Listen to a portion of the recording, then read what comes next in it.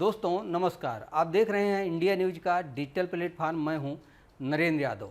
आगामी चुनाव को देखते हुए जहां सभी पार्टियों ने अपनी कमर कस ली है, तमाम सुधार किए जा रहे हैं और चुनावी मैदान में आ गए हैं, उसी को देखते हुए कहा जा सकता है कि मायावती जो बसपा की सुप्रीमो हैं, उन्होंने एक बड़ी बैठक 7 सितंबर को बुलाई है और इस बैठक में पूरी रूपरेखा तैयार की जाएगी, जिसमें संगठन के सुधार से लेकर के तमाम जो उनके कैडर हैं उनमें भी बदलाव किया जाएगा। जिस तरीके से बसपा लगातार चुनाव में पीछे जाती दिखाई पड़ रही थी और उत्तर प्रदेश में बसपा को कुछ खास हासिल नहीं हुआ, इसको देखते हुए अब बसपा अपने संगठन में सुधार कर नए चेहरों को तरजीह देगी। युवा चेहरों पर विशेष फोकस किया जाएगा। दोबारा राष्ट्रीय संयोजक बनाए जाने के बाद बसपा में ये उम्मीदें जगी हैं कि अब जो संगठन बनाया जाएगा उसमें युवा चेहरों को तरजीह दी जाएगी।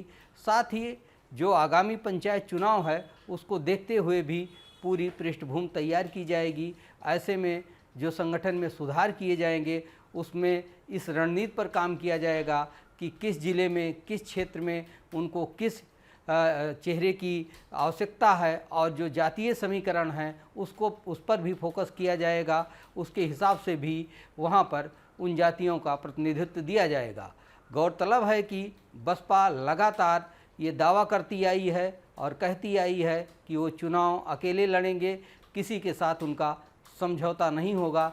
ऐसे में विधानसभा चुनाव से पहले पंचायत चुनाव है जो एक टेस्ट के रूप में देखा जा रहा है, क्योंकि पंचायत चुनाव के बाद ही विधानसभा का चुनाव होगा और पंचायत चुनाव में हार जीत जो दिखाई पड़ेगी उसके हिसाब से ये तय होगा कि किस प्रत्याशी को और किस पार्टी को कितनी बड़ी भूमिका होने जा रही है और किस हिसाब से उनकी पकड़ उत्तर प्रदेश में मजबूत है। इसी को देखते हुए 7 सितंबर को बसपा सुप्रीमो मायावती एक बड़ी बैठक करने जा रही हैं, जिसमें संगठन के तमाम पदाधिकारी मौजूद रहेंगे और वहां पर ये तय किया जाएगा कि किस तरीके से उत्तर प्रदेश में संगठन में बदलाव किया जाए और किन चेहरों को तरजीह दी जाए, किस क्षेत्र में किस तरीके से तैयारियां की जाए। इन सारी चीज़ों पर चर्चा होगी और उसके बाद कार्रवाई शुरू होगी, यानी संगठन में सुधार कर बसपा अपनी जो छवि थी उसको सुधारने का प्रयास करेगी। यानी कि चुनाव से जो दूरी बनाए रखती थी,